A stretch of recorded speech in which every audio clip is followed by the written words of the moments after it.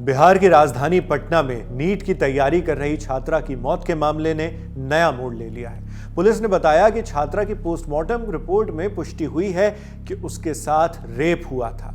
इस रिपोर्ट ने पटना पुलिस के उन शुरुआती दावों की पोल खोल दी है जिसमें कहा गया था कि यौन उत्पीड़न का कोई सबूत नहीं मिला। रिपोर्ट में यह भी बताया गया है कि मरने से पहले छात्रा को भयानक चोटें आई थी।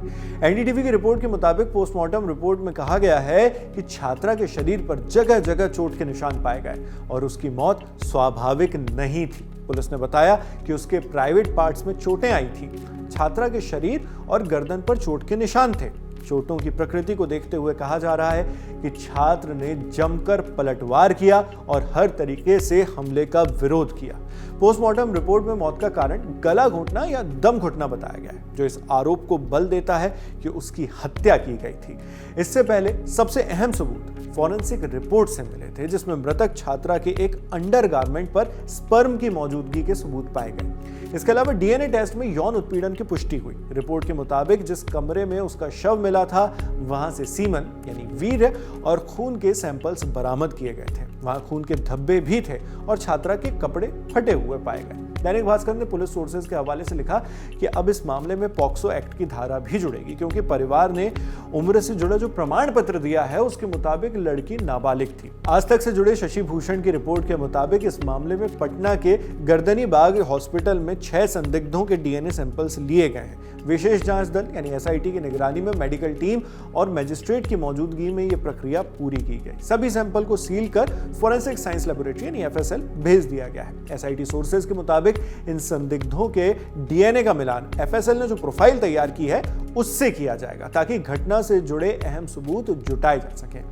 बताया जा रहा है कि जिन लोगों के सैंपल लिए गए हैं उनका शंभू गर्ल हॉस्टल में आना जाना था और घटना के वक्त के आसपास उन्हें हॉस्टल के पास देखा भी गया था। जांच एजेंसियां कॉल डिटेल रिकॉर्डिंग यानी सीडीआर और लोकेशन डेटा के आधार पर भी मामले की कड़ियां जोड़ रही हैं, इसमें भी लगी हुई हैं। इसके अलावा सीसीटीवी फुटेज से भी एसआईटी को कई अहम जानकारियां मिली हैं, जिनके आधार पर जांच को आगे बढ़ाया जा रहा है। पुलिस का कहना है कि सभी टेक्निकल और फोरेंसिक सबूतों के आधार पर जल्द ही मामले को उजागर किया जाएगा। जिस घटना के बारे में ये पूरी अपडेट्स आई हैं उसके बैकग्राउंड पर भी संक्षेप में बात कर लेते हैं। ये घटना एक नीट स्टूडेंट से जुड़ी है। जहानाबाद की रहने वाली छात्रा ने पिछले साल पहले ही अटेम्प्ट में नीट क्वालिफाई कर लिया था, लेकिन 2 मार्क्स से एमबीबीएस सीट पाने से वो चूक गई। वो दोबारा एग्जाम की तैयारी के लिए पटना के शंभू गर्ल्स हॉस्टल में रहने लगी। 6 जनवरी को वो अपने हॉस्टल के कमरे में बेहोश मिली और 11 जनवरी को इलाज के दौरान उसकी मौत हो जाती है। हॉस्टल में छात्रा की मौत को लेकर पटना में विरोध प्रदर्शन भी हुए। मामले ने तूल पकड़ा तो बिहार के डीजीपी ने जांच के लिए आईजी सेंट्रल पटना की देखरेख में एक एसआईटी बनाने का आदेश दे दिया। एसआईटी पटना और जहानाबाद में हर एंगल से जांच कर रही है।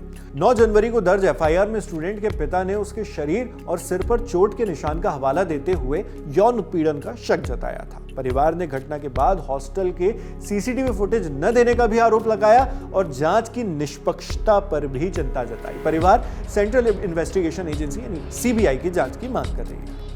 छात्रा की मौत पर पटना पुलिस ने शुरुआत में कहा था कि यौन अपराध का सबूत नहीं मिला है। पुलिस ने शुरू में शक जताया था कि स्टूडेंट ने खुद ही अपनी जान ली है। इस थ्योरी में कथित तौर पर नींद की गोलियां खाने की बात भी कही गई थी। इंडियन एक्सप्रेस की एक रिपोर्ट के मुताबिक पटना सिटी एसपी ईस्ट परिचय कुमार ने पहले मीडिया को बताया था कि छात्रा की जांच करने वाली प्राइवेट गायनोकोलॉजिस्ट को यौन उत्पीड़न का कोई सबूत नहीं मिला। इन गायनोकोलॉजिस्ट ने छात्रा के हॉस्पिटल में भर्ती होने के पहले ही दिन उसकी जांच की थी, ऐसा बताया गया। परिचय कुमार ने यह भी कहा था कि हॉस्टल के सीसीटीवी फुटेज में कुछ भी गलत नहीं दिखा और छात्रा की यूरिन रिपोर्ट में नींद की गोलियां खाने की बात सामने आई थी। Patna medical college and hospital PMCH में एक मेडिकल बोर्ड ने छात्रा का पोस्टमार्टम किया। उनकी पोस्टमार्टम रिपोर्ट में कहा गया कि यौन हिंसा से इनकार नहीं किया जा सकता। इसके बाद पुलिस ने मेडिकल राय में बदलाव को माना। ऑटोप्सी में चोटों के निशान मिले, जिसमें गर्दन पर नाखून के खरोंच और कंधे, बाह और कलाई पर चोट के निशान शामिल थे। आगे की जांच के लिए विसरा सुरक्षित रखा गया, यानी अंदरूनी अंगों को सुरक्षित रख लिया गया है। इसके बाद पुलिस ने हॉस्टल बिल्डिंग के मालिक मनीष कुमार रंजन को गिरफ्तार कर लिया था।